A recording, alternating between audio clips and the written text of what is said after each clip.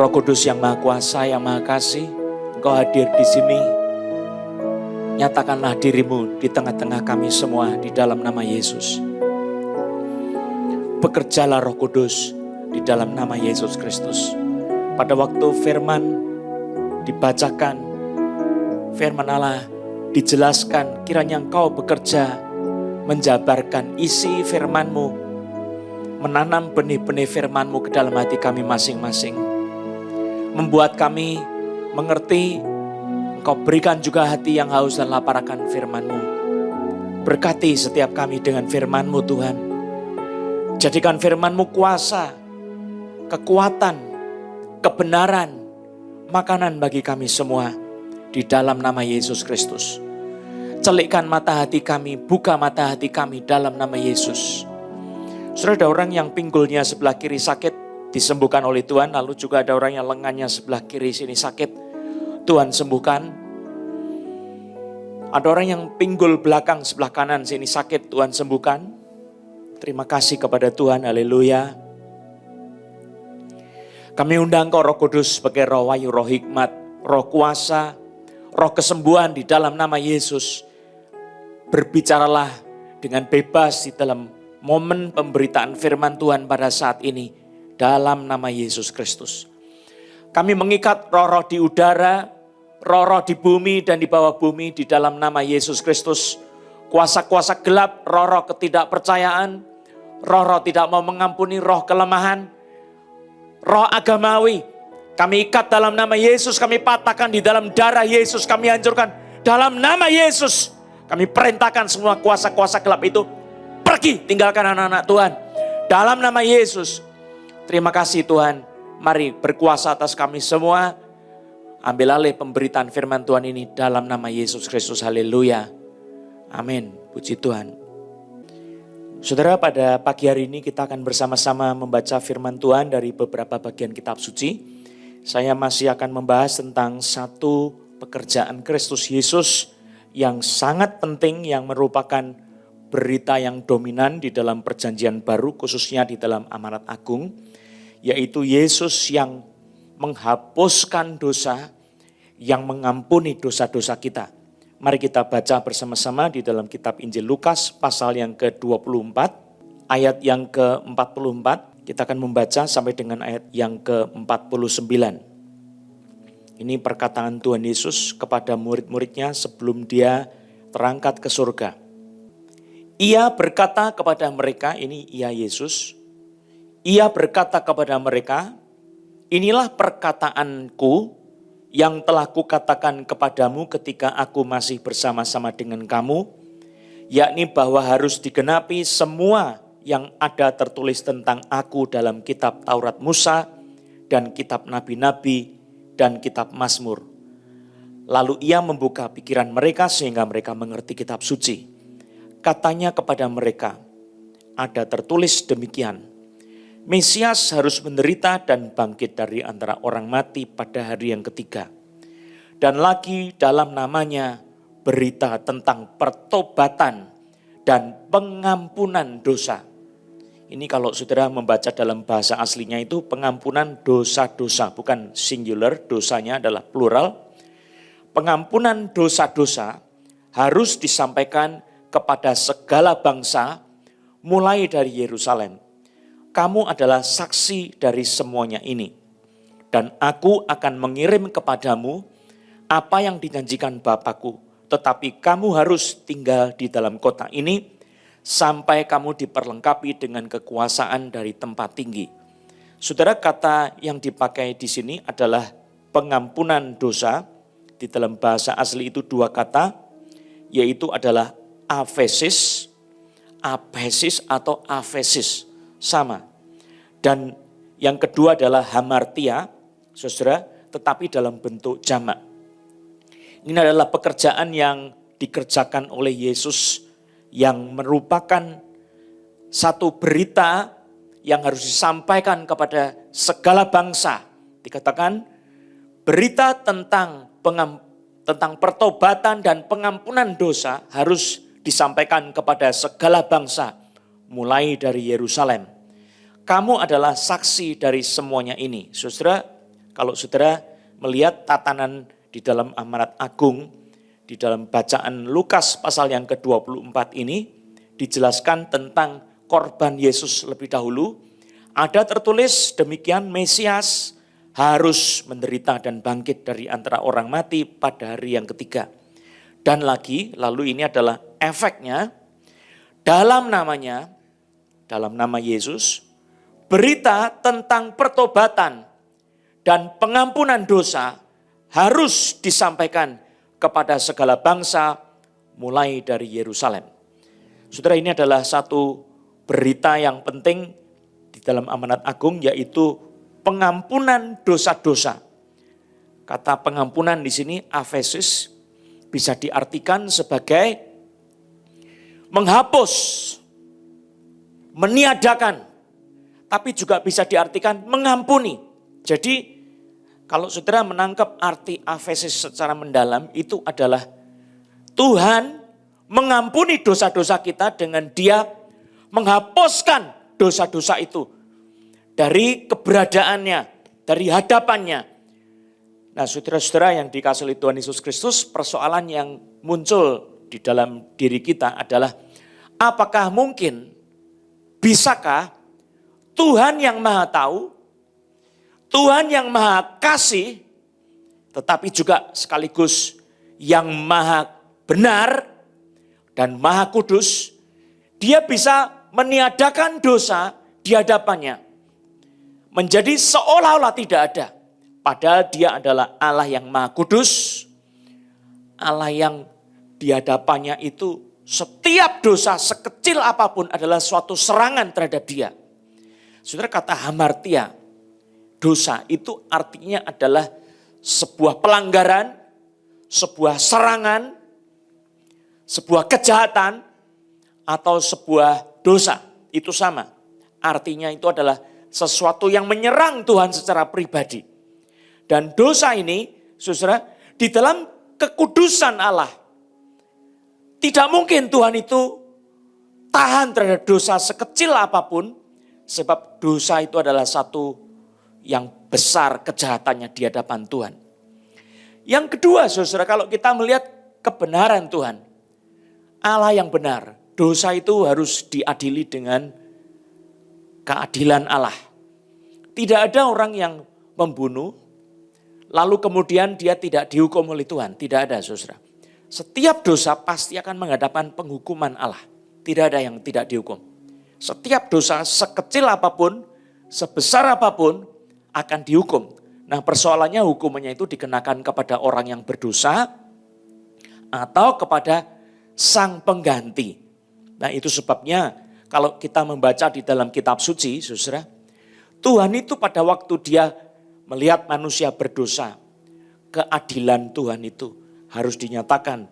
Dia tidak mungkin tidak menghukum dosa dengan benar, saudara. Menghukum dengan adil.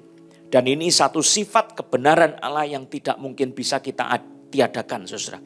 Ini sifat Allah yang adil, yang benar, itu harus menghadapi dosa dengan penghakiman yang setimpal. Dan kalau kita mengenal kemahatauan Allah, Dia selalu ingat akan dosa-dosa, tidak mungkin tidak ingat. Nah, saudara, ini persoalan yang kita tidak bisa hindari, saudara, waktu kita bicara tentang bagaimana Allah di surga menyelesaikan masalah dosa. Dia tidak mungkin hanya dengan berfirman menghapuskan dosa-dosa kita. Tidak mungkin, saudara. Sebab apa? Kekudusan Tuhan tidak membuat itu mungkin. Sebab dosa itu tidak mungkin dianggap tidak ada sama sekali. Tuhan itu walaupun dosa disembunyikan, Dia tetap dosa. Tetap kelihatan di hadapan Allah yang Maha Tahu sekaligus. Nah, saudara, tetapi kita tahu bahwa Tuhan itu juga Maha Kasih. Dia mau mengampuni dosa-dosa kita. Itu sebabnya ada sesuatu yang dikerjakan oleh Tuhan, bukan oleh kita, saudara. Tuhan menyediakan korban pengganti, yaitu Yesus Kristus. Itu sebabnya korban di dalam perjanjian lama itu sesuatu yang harus dikerjakan di dalam perjanjian lama. Setiap hari, korban pagi, korban siang, korban petang, harus ada setiap hari. Imam itu harus membawa korban persembahan untuk disembelih binatang itu sebagai korban. Nah, sebelum disembelih, imam itu mewakili umat yang percaya. Dia menumpangkan tangan di atas korban binatang itu. Dia mentransfer dosa-dosa, kesalahan-kesalahan manusia ke atas binatang itu untuk kemudian disembelih. Sudah pada hari raya pendamaian, itu hari raya yang khusus, ada seekor kambing jantan yang dipersembahkan untuk dilepas di padang belantara. Nah, sebelum kambing itu dilepaskan di padang belantara, imam besar agung yang ada di dalam perjanjian lama, dia harus menumpangkan tangan mewakili seluruh umat yang percaya kepada perjanjian Allah yang kekal itu. Untuk kemudian semua dosa umat manusia yang percaya itu ditransfer kepada kambing itu. Dan kemudian kambing itu dilepas untuk diserahkan kepada kebinasaan. Saudara-saudara, itu kambing Azazel. Saudara tahu apa yang terjadi? Itu adalah korban untuk menggambarkan satu pribadi yang akan diberikan kepada manusia di dalam perjanjian baru. Yaitu Yesus Kristus yang sudah dinyatakan dalam perjanjian baru di dalam sejarah. Tuhan Bapa di surga, Allah Bapa kita mengirimkan Yesus Kristus menjadi korban bagi kita semua. Untuk apa, saudara? Untuk menghapus dosa-dosa kita. Untuk meniadakan dosa-dosa kita dengan cara bagaimana? Saudara, Allah yang Maha Tahu tidak mungkin melupakan dosa-dosa kita. Tetapi dengan cara semua kejahatan-kejahatan dosa kita dan kesalahan-kesalahan dosa kita diambil dari kita dan ditimpakan kepada Yesus Kristus. Seperti kita melihat di dalam perjanjian lama, imam itu menumpangkan tangan atas Azazel, binatang kambing yang akan dipersembahkan di korban itu, dikorbankan ya. Saudara, dosa kita ditransfer kepada Kristus, kepada Yesus Mesias Anak Allah. Itu sebabnya ditulis, ada tertulis demikian, Mesias harus menderita. Dia harus mengalami penderitaan sengsara karena dosa-dosa kita. Untuk menghapus, membuang dosa-dosa kita. Harus menderita Mesias itu. Dan kemudian dia mati lalu bangkit dari antara orang mati pada hari yang ketiga. Nah, ini adalah satu peristiwa yang penting sekali di dalam perjanjian baru. Mesias harus menderita. Itu sebabnya Yesus mati di atas kayu salib bagi kita semua. Saudara, saya mau mendalami lebih jauh tentang yang namanya afesis ini, saudara, pengampunan dosa. Tidak mungkin Tuhan itu mengampuni dosa-dosa kita sedemikian rupa cuma dengan berfirman saja. Kalau dia menciptakan, dia bisa berfirman. Jadilah terang, maka terang itu jadi. Tetapi untuk pengampunan dosa, Tuhan itu harus memberikan korban yang setimpal untuk mengampuni seluruh umat yang mau ditanggung dosanya. Dan menanggung seluruh dosa-dosa dunia ini. Dia harus sanggup menanggung dosa-dosa dunia. Dan dia mempunyai hak pemenang untuk bisa mengambil dosa-dosa kita. Dan dikenakan atas dirinya. Dia harus sanggup menanggung, memikul beban dosa-dosa kita. Dan menanggungnya, dia selesai. Dan dia harus menang, bukan kalah, saudara. Tidak ada jalan lain, maka Yesus Kristus diberikan kepada manusia sebab hanya oleh Yesus Kristus maka dosa-dosa kita bisa dihapus, bisa diampuni dan Allah bisa melupakan dosa-dosa kita. Dengan dia melihat Yesus Kristus, maka seluruh dosa-dosa sudah dipuaskan hukumannya di dalam diri Yesus Kristus. Saya mau mengajak kita untuk melihat kitab suci dari Injil Matius pasal yang ke-26. Saudara, tentang korban Yesus itu dinubuatkan di dalam sebuah tindakan profetik, yaitu perjamuan kudus. Saya baca ayat yang ke-26, Matius pasal 26. Matius 26 ayat 26. Saya bacakan sampai dengan ayat yang ke-29. Lihat itu. Dan ketika mereka sedang makan, Yesus mengambil roti. Ini roti yang tidak beragi, ya. Mengucap berkat, memecah-mecahkannya lalu memberikannya kepada murid-muridnya dan berkata, ambillah, makanlah, inilah tubuhku.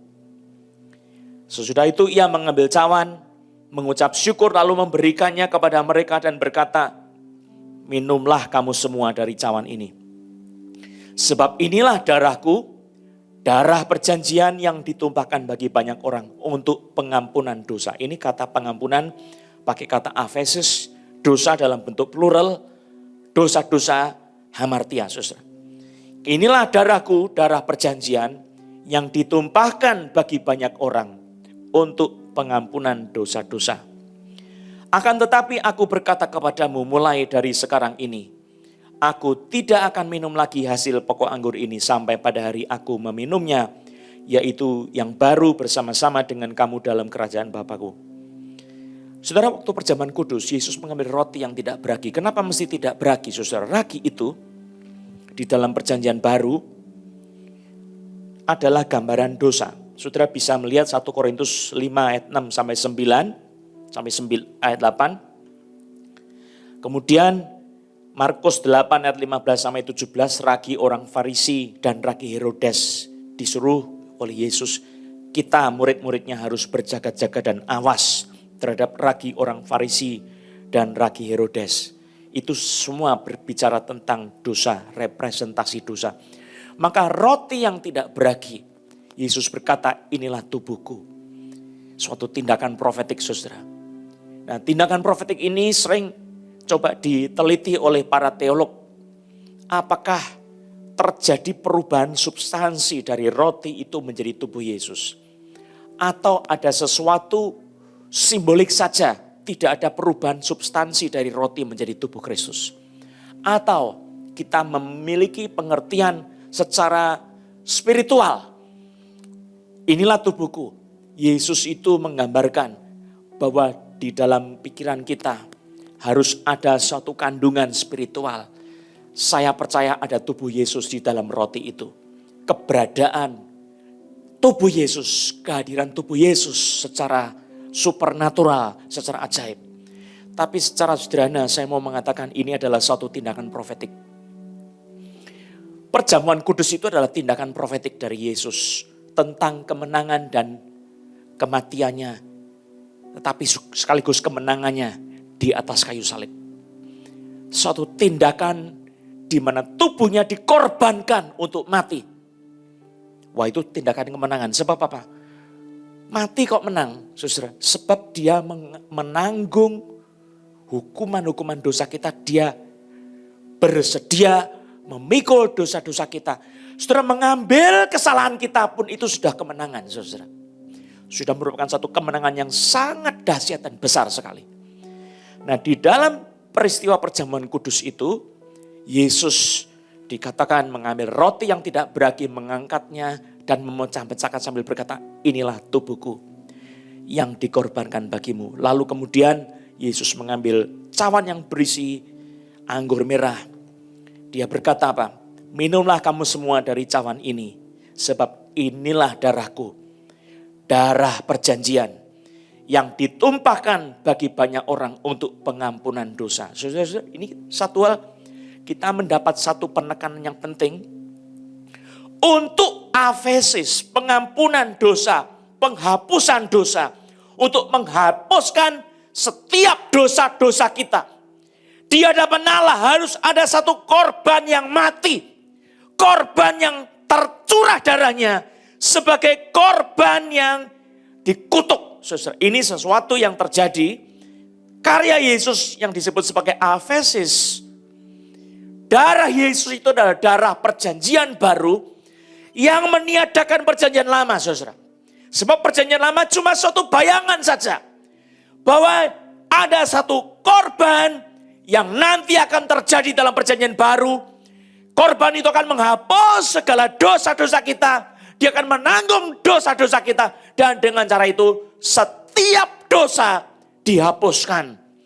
Kalau kita memegang Yesus sebagai juru selamat kita, sebagai Tuhan, dengan bertobat dan percaya. Nah, inilah sebabnya, saudara, darah Yesus itu adalah darah perjanjian baru. Perjanjian lama itu adalah perjanjian yang merupakan lambang dari perjanjian baru. Cuma bayangan, lambang saja.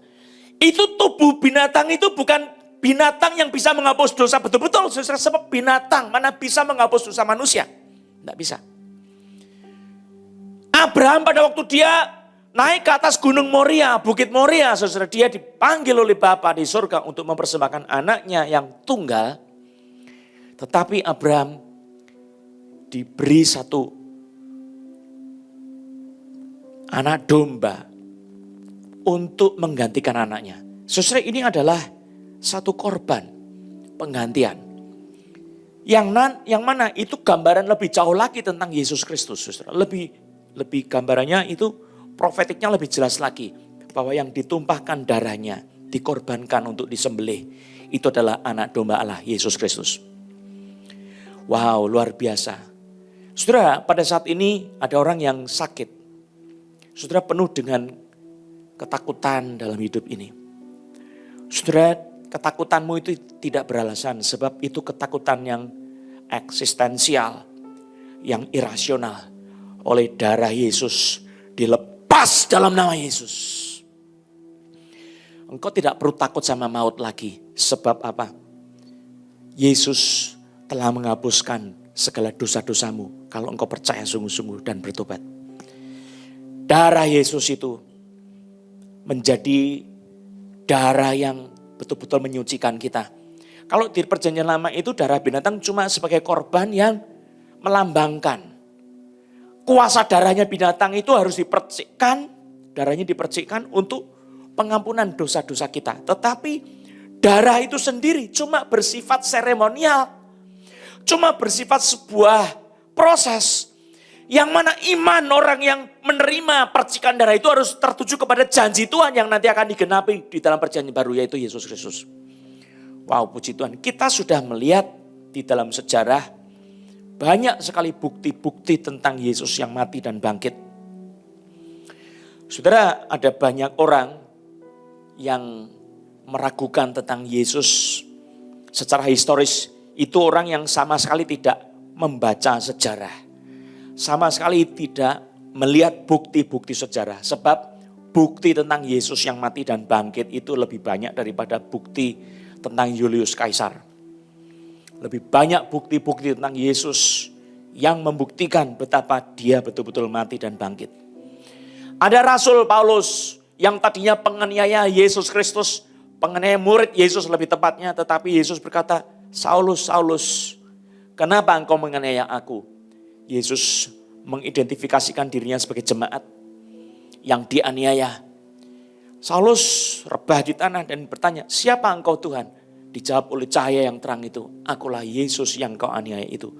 Saudara, betapa kita mendapati satu kebenaran yang penting sekali bahwa kematian Yesus, korban Yesus itu diwajibkan terjadi, diharuskan terjadi demi pengampunan dosa. Ini yang disebut sebagai afesis.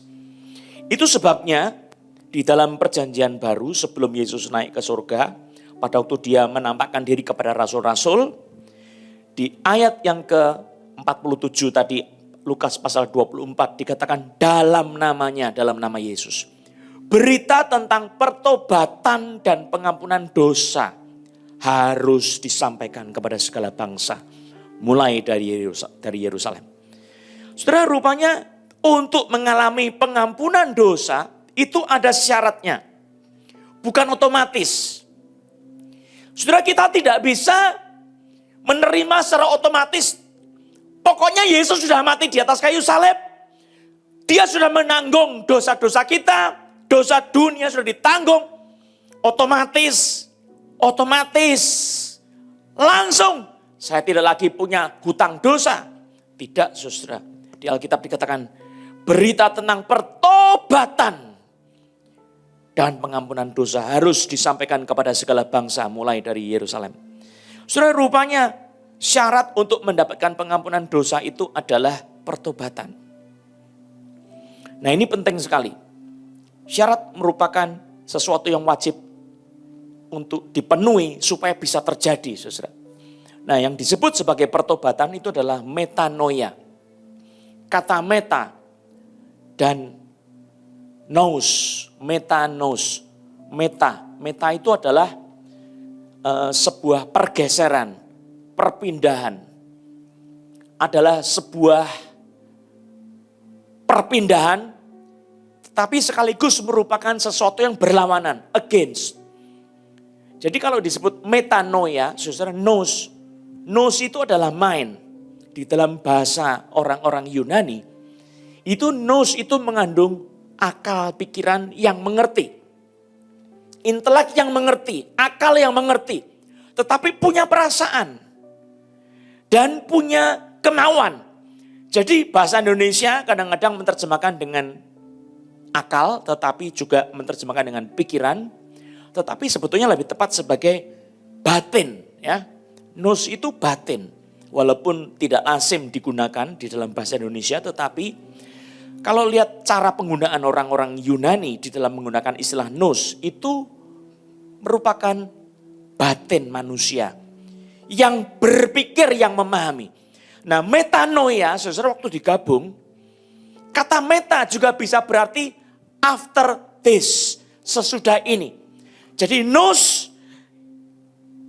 yang berpikir, akal budi yang berpikir, atau hati batin manusia yang berpikir, mengenal sesuatu dan kemudian dia berubah.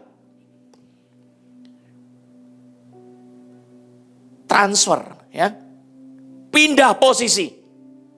Nah, ini penting sekali, saudara. Berubah arahnya, ya, tadinya dari situ arahnya, dari sini ke situ arahnya. Metanoia itu adalah saya mikir, mengerti. Lalu apa yang terjadi? Saya menyesal. Saya menyesal dengan apa yang sudah saya lakukan itu. Saya pilih itu. Saya kemudian meninggalkan pilihan saya, mengambil pilihan yang sebaliknya. Against. Itu metanoia. Karena metanoia itu dari kata meta. Artinya meta itu adalah transfer, change, tetapi juga against. Jadi metanoia itu nous yang berpikir untuk melawan apa yang tadinya sudah dipilih. Keputusan yang semula itu dipilih. Dengan penyesalan, dengan kesedihan hati. Apakah saudara pernah menyesali dosa-dosa saudara? Apakah saudara pernah menangisi diri saudara sendiri? Menangisi perbuatan dosa saudara? Tindakan saudara yang sudah melawan Tuhan. Engkau mengikuti berhala-berhala. Engkau mengikuti roh-roh kegelapan. Engkau minta tolong kepada kuasa-kuasa gelap. Bukan kepada Tuhan. Walaupun dia yang menciptakan engkau itu Tuhan. Bukan roh-roh jahat itu. Bukan berhala-berhala itu. Bukan. Engkau minta tolong sama roh-roh jahat itu. Dan engkau bersedia untuk membayar tumbalnya. Engkau bersedia untuk membayarnya. Saudara, bukankah itu sesuatu kejahatan di mata Tuhan? Pernahkah engkau sampai menyesal? Bukankah itu suatu hal yang menyakiti hati Tuhan? Sebuah dosa kejahatan yang keji, sesuatu yang melawan Tuhan. Apakah saudara pernah menyesali dengan pertobatan sungguh-sungguh? Saudara, kata metanoia itu mengandung suatu unsur penyesalan yang mendalam dari hati kita karena kita mengerti sesuatu. Maka pengertian kebenaran tentang Yesus yang menanggung dosa-dosa kita untuk melakukan penghapusan dosa-dosa, pengampunan dosa-dosa itu harus membawa kepada satu perbuatan kita bertobat. Saudara yang sudah melawan Tuhan Yesus dengan perbuatanmu yang menyukai dosa, mencintai dosa-dosa, entah apa itu, mungkin itu suatu perbuatan nafsu zina. Engkau berbuat zina dengan orang-orang yang kau sukai. Engkau memilih perempuan-perempuan yang kau sukai. Engkau memilih laki-laki yang kau sukai. Engkau menjadi orang yang gay, lesbian. Itu dosa di mata Tuhan, saudara. Jangan berpikir itu sesuatu natur saya memang begini. Saya suka sama sesama jenis. Tuhan itu tidak membuat kita seperti ini, saudara. Ini adalah penyimpangan yang dikerjakan oleh iblis. Saudara, itu dosa di mata Tuhan. Saya mau katakan, Alkitab itu jelas ngomong pemburit lesbian tidak bisa masuk surga kalau tidak bertobat. Gay tidak bisa masuk surga kalau tidak bertobat. Itu sebabnya yang diusahakan oleh kita haruslah apa? Kita mempunyai pengertian pengertian kebenaran, tetapi menghasilkan pertobatan. Pertobatan, penyesalan yang mendalam. Mungkin saudara memuaskan hidup saudara dengan cara apa? Pesta pora, selalu pesta. Saudara tidak ingat sama orang-orang yang lain, yang miskin. Saudara tidak punya hati untuk menolong orang-orang yang susah. Saudara tidak berpikir untuk menjadi berkat bagi sesama kita. Saudara cuma memuaskan nafsu sendiri. Saudara pesta pora berdosa enggak? Pesta pora itu salah satu sebab di mana orang dibuang ke neraka, saudara. Kalau kita baca kitab Galatia, perbuatan daging yang nyata. Pesta pora. Atau saudara mungkin melakukan sesuatu dosa perpecahan, di mana-mana saudara memecah belah. Bikin ribut, huru-hara, ini semua. Iri hati, dengki, perasaannya tidak puas terus. Oh dia dapatnya lebih bagus dari saya, oh dia dapatnya lebih baik daripada saya. Orang bilang rumput di tetangga kita pasti lebih hijau daripada rumput kita sendiri. Itu matanya keliru, saudara. Apa yang diceritakan di dalam Alkitab itu, dosa-dosa ini semua mendatangkan maut jikalau tidak bertobat. Maka yang pertama-tama saudara-saudara dikatakan di sini pertobatan, metanoia, itu syarat buat terjadinya pengampunan dosa. Saudara tidak bisa otomatis karena Tuhan sudah menanggung dosa-dosa manusia. Maka kemudian saya pasti diampuni dan saya pasti kalau mati masuk surga. Lalu kemudian berpikir, toh kalau saya masuk ke neraka pun nanti satu waktu setelah saya disucikan dari dosa-dosa saya, maka kemudian saya masuk ke dalam surga. Siapa bilang Alkitab tidak pernah cerita begitu, saudara? Kitab suci memberitahukan kepada kita manusianya mati satu kali, sesudah itu diyakini. Dan Alkitab jelas mengatakan pertobatan itu syarat bagi pengampunan dosa. Tanpa pertobatan tidak ada pengampunan. Tanpa pertobatan saudara akan selama-lamanya dibuang di neraka yang kekal. Itu firman Tuhan, saudara. Yang kedua saya mau ajak kita untuk melihat di dalam kitab Ibrani pasal yang ke-10, saudara. Kalau saudara membaca Ibrani pasal 10, ini pekerjaan Efesus itu dijelaskan lebih jauh oleh penulis Ibrani. Nah, coba saya mau kita membaca Ibrani 10 ayat pertama sampai 18. Saya bacakan. Di dalam hukum Taurat hanya terdapat bayangan saja dari keselamatan yang akan datang dan bukan hakikat dari keselamatan itu sendiri. Karena itu dengan korban yang sama yang setiap tahun terus-menerus dipersembahkan, hukum Taurat tidak mungkin menyempurnakan mereka yang datang mengambil bagian di dalamnya. Sebab jika hal itu mungkin, pasti orang tidak mempersembahkan korban lagi. Sebab mereka yang melakukan ibadah itu tidak sadar lagi akan dosa setelah disucikan sekali untuk selama-lamanya. Perhatikan. Tetapi justru oleh korban-korban itu setiap tahun orang diperingatkan akan adanya dosa. Lihat ayat 4. Sebab tidak mungkin darah lembu jantan atau darah domba jantan menghapuskan dosa. Karena itu ketika Tuhan Yesus masuk ke dalam dunia, ia berkata, korban dan persembahan tidak engkau kehendaki, tetapi engkau telah menyediakan tubuh bagiku. Yesus untuk menjadi juru selamat, dia mengenakan tubuh jasmani. Engkau telah menyediakan tubuh bagiku. Korban dan persembahan tidak engkau kehendaki, tetapi engkau telah menyediakan tubuh bagiku.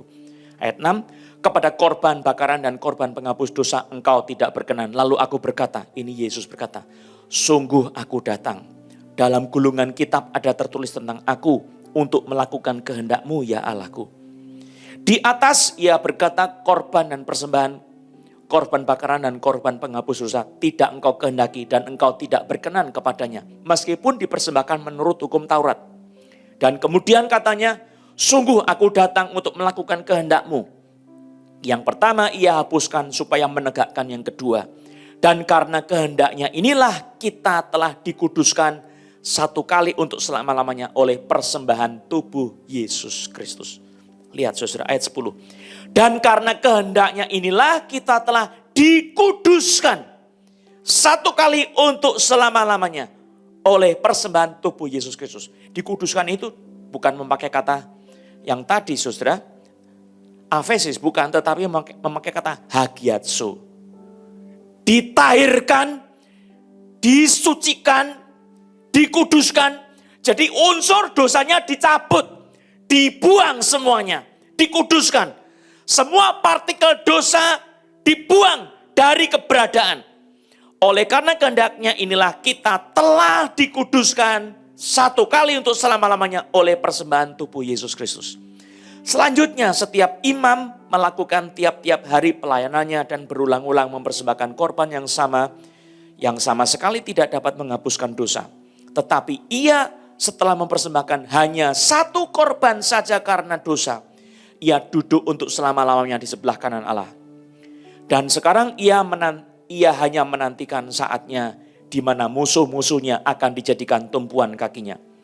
Sebab oleh satu korban saja, ia telah menyempurnakan untuk selama-lamanya mereka yang ia kuduskan.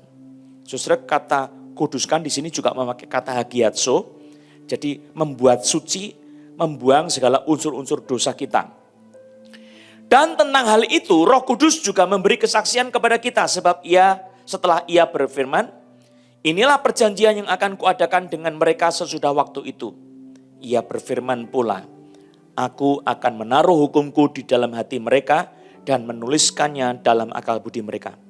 Dan aku, lihat ini ayat 17, aku tidak lagi mengingat-ingat dosa-dosa dan kesalahan mereka. Jadi karena korban Yesus, afesis, dosa kita sudah dihapus, sudah diampuni, Tuhan tidak lagi mengingat dosa-dosa dan kesalahan kita.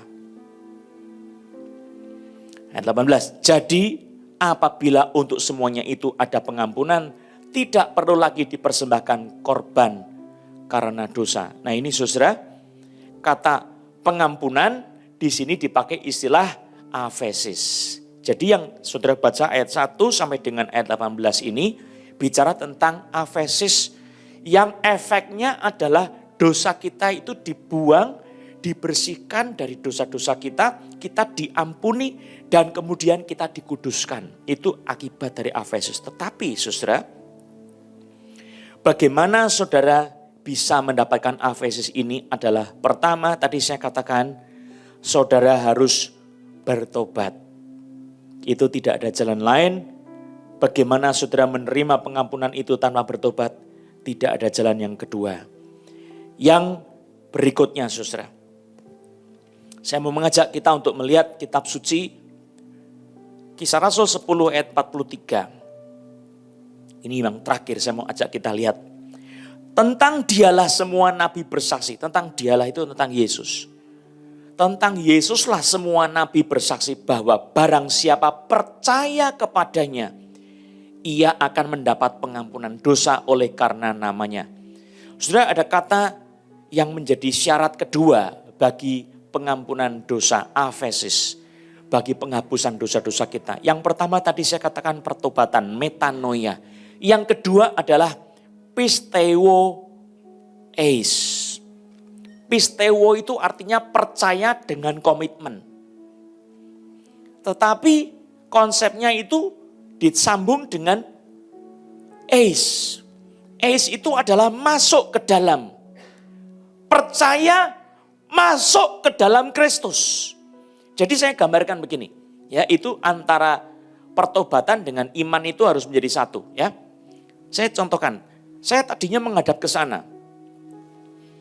Saya kemudian memahami satu kebenaran. Oh, saya sudah salah memilih. Saya sudah keliru memilih. Saya menyesal. Penyesalan itu di dalam hati saya, tetapi yang namanya metanoia itu bukan cuma sesuatu proses emosional, saya menyesali, saya sedih, saya nangis. Tidak. Tetapi harus betul-betul terjadi pergeseran sampai against. Saya tadinya cinta dosa, saya lalu menyesal, saya sudah salah memilih. Saya against, berbalik, melawan dosa, saya membelakangi dosa. Itu metanoia, saudara. Tetapi saya kemudian percaya kepada Kristus. Ini yang disebut sebagai pisteuo eis. Kata percaya itu kurang kuat saudara. Tapi adalah percaya dengan komitmen. Menyerahkan diri penuh komitmen ya. Tapi ada satu kata yang penting, eis. Eis itu adalah saya into, masuk ke dalam. Dalam bahasa aslinya itu eis itu bukan cuma berada mendekat, tetapi saya sudah tiba pada tujuan. Saya masuk ke dalam Kristus. Nyemplung di dalam Kristus. Ada di dalam Kristus. Itu namanya eis. Kalau saya katakan pisteo eis Kristus, artinya saya masuk ke dalam Kristus dengan saya percaya penuh dengan komitmen. Saya tinggal di dalam Dia. Saya mendapatkan Kristus. Nah itu artinya iman yang betul-betul dikehendaki oleh Tuhan Yesus. Saudara-saudara, waktu saudara belum mengenal Yesus, engkau ada di dalam kehilangan kondisinya. Saudara tidak punya hubungan dengan Tuhan di sorga, di dalam Yesus Kristus. Saudara tidak punya, saudara. Sebab apa? Saudara terhilang. Saudara dikatakan di dalam Alkitab, manusia semua mati oleh karena dosa-dosanya. Manusia dikatakan di dalam Alkitab sudah binasa di dalam dosa-dosanya. Saudara bilang, saya mencari Tuhan. Saya mau cari Tuhan. Saudara, yang hilang itu saudara, maka saudara cari. Atau Tuhan yang kehilangan atau saudara yang kehilangan. Pertanyaan saya. Kalau ada gembala kehilangan domba, yang cari yang mana? Domba yang cari gembala atau gembala yang cari domba? Gembala yang cari domba, betul enggak? Karena domba enggak bisa cari gembala. Dia yang tersesat itu si domba itu yang tersesat. Kita itu hilang, tersesat. Kita di dalam dunia ini terhilang. Bukan kita yang cari Tuhan, tapi Tuhan yang cari kita. Itulah Yesus Kristus. Yesus bilang apa? Aku datang untuk mencari dan menyelamatkan yang hilang. Saudara-saudara, setelah engkau ditemukan sama Tuhan Yesus, engkau dipanggil oleh Tuhan Yesus, apa yang harus saudara lakukan? Yesus sudah mati di atas kayu salib, dikubur dan bangkit lagi. Lalu dia bilang sama murid-muridnya, pergi ke seluruh dunia, beritakanlah pertobatan dan pengampunan dosa. Jangan lagi takut sama Tuhan. Engkau yang mau percaya sama Yesus dan mau bertobat, engkau diampuni. Saudara, bagaimana respon saudara? Yang pertama, saudara harus tinggalkan dosa saudara. Tinggalkan dosa saudara. Hidup yang lama tinggalkan. Berbalik kepada Tuhan Yesus. Dan saudara percayakan hidupmu kepada Tuhan Yesus dengan komitmen.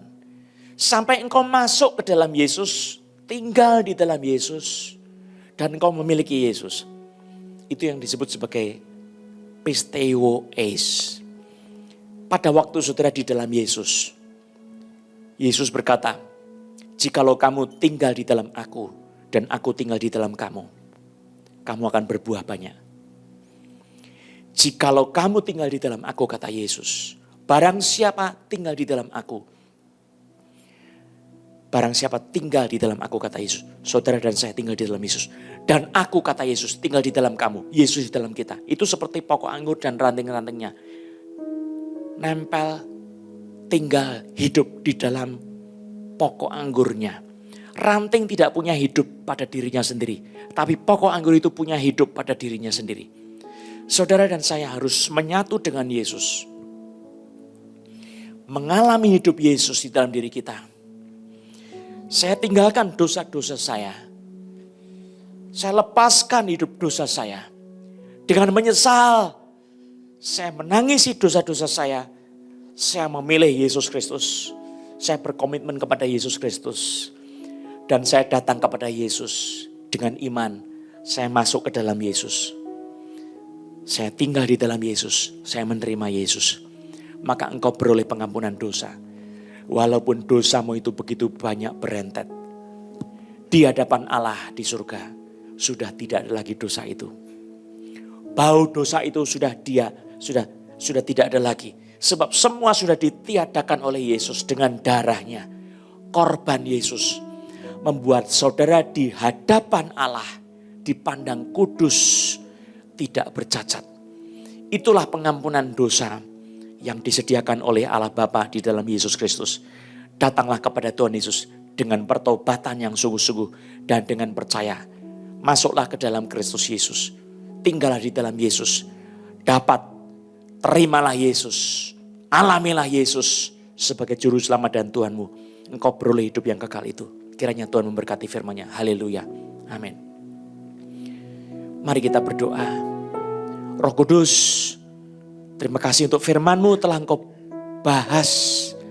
Firman-Mu telah Engkau beritakan. Sekarang biar setiap kami mengalami sendiri lawatan Tuhan itu. Buka hatimu. Sesalilah segala dosa-dosa itu. Sesalilah engkau sudah berbuat pelanggaran-pelanggaran menyakiti hati Tuhan yang Maha Kudus. Engkau sudah melukai hatinya yang suci. Engkau telah membuang kesempatan-kesempatan yang berharga dalam hidupmu untuk menyenangkan hati Tuhan. Engkau membuat hati Tuhan itu hancur karena dosa-dosamu. Engkau membuang kesempatan untuk menyenangkan hati Tuhan. Kesempatan memuliakan Tuhan dengan hidup dalam dosa, dalam kekejian. Engkau mengalami kesengsaraan karena dosa. Dan pada saat ini, berpalinglah kepada Tuhan Yesus. Tinggalkan dosa-dosamu. Berpaling kepada Tuhan. Carilah Tuhan. Sungguh-sungguh hadapi segala dosa itu dengan membuang dosa itu. Serahkan kepada Tuhan Yesus dosa-dosamu itu. Engkau menerima pengampunan dosa dengan korban Yesus. Berikan dosa-dosamu kepada Yesus. Karena Dia bersedia mengambil dosa-dosamu. Dia sungguh mengasihi engkau. Engkau berikan hatimu kepada Tuhan Yesus. Percayakan hidupmu kepada Tuhan Yesus. Datang kepada Yesus dengan iman. Masuklah ke dalam Yesus. Dapatilah Dia. Pengampunan itu akan menjadi milik saudara. Engkau akan dipandang oleh Tuhan kudus, tak bercacat celah. Engkau disucikan dari segala dosa. Segala dosa itu akan dicabut dari hidupmu. Engkau dibasuh oleh darah Yesus. Terima kasih Tuhan Yesus. Ikuti saya berdoa. Saudara yang baru pertama kali membuka hati untuk Tuhan Yesus, bilang dengan percaya sepenuh hati. Tuhan, aku menyesali dosa-dosaku. Aku mau percaya kepada Tuhan Yesus. Aku tinggalkan dosa-dosaku. Hidupku yang lama aku tinggalkan. Aku buang cara hidup yang lama. Aku memilih Yesus. Aku datang kepada Yesus Kristus. Juru selamatku dan Tuhanku. Masuklah ke dalam hati saya Tuhan Yesus. Tinggallah di dalam aku dan aku di dalam kamu, di dalam Engkau Tuhan. Dalam nama Yesus Kristus. Saya menerima pengampunan dosa. Dosa-dosaku telah dihapus oleh darah Yesus. Hidupku milik Tuhan untuk selama-lamanya. Haleluya. Amin. Mari kita nyanyikan lagu ini. Mari masuk dalam hatiku. Mari masuk, mari masuk, masuk hatiku, ya Yesus.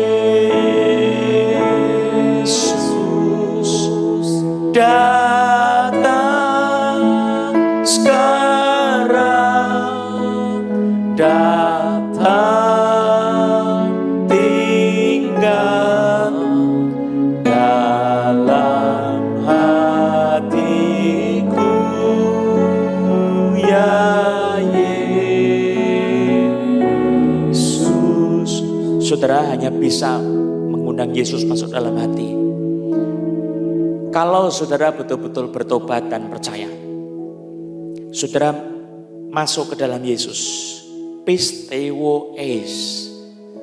Saudara masuklah ke dalam Yesus. Bertobatlah. Tuhan akan masuk dalam hatimu. Dia adalah juru selamatmu.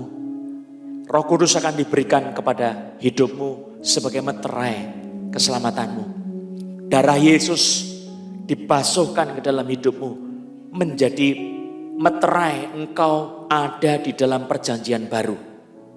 Tetapi engkau harus dibaptiskan. Harus dibaptiskan. Sebab apa? Pemeteraian perjanjian baru oleh darah Yesus menjadi sebuah kebenaran waktu saudara di dalam nama Yesus Kristus memberikan diri untuk dibaptis. Waktu itu saudara ditenggelamkan di dalam nama Allah Bapa, Anak dan Roh Kudus. Dikerjakanlah keselamatan sempurna oleh Allah Tritunggal. Maka keselamatan itu menjadi milik saudara. Siapa yang percaya dan dibaptis dia diselamatkan. Tetapi siapa yang tidak percaya dia dihukum. Demikian kata firman Tuhan Markus pasal 16. Kiranya Tuhan memberkati saudara sekalian. Saya mau berdoa buat teman-teman yang sakit. Mari tumpangkan tanganmu di tempat yang sakit. Di dalam nama Yesus, oleh kuasa darah penebusan Yesus, pengampunan dosa afesis, penghapusan dosa-dosa, maka tidak ada lagi hak bagi iblis mengklaim penyakit-penyakit dalam tubuh anak-anak Tuhan.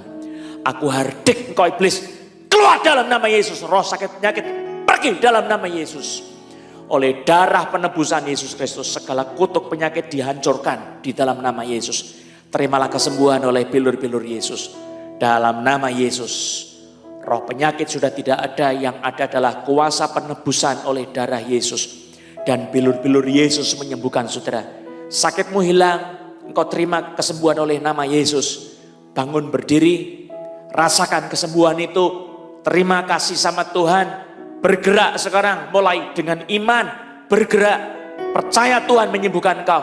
Ada orang yang disandet, jempol kanan saudara itu rasa ketusuk jarum. Engkau dilepaskan pada saat ini oleh kuasa darah Yesus. Karena engkau bersungguh-sungguh mencari Tuhan. Di dalam nama Yesus maka engkau ditebus oleh darah Yesus. Terima kasih kepada Tuhan. Haleluya.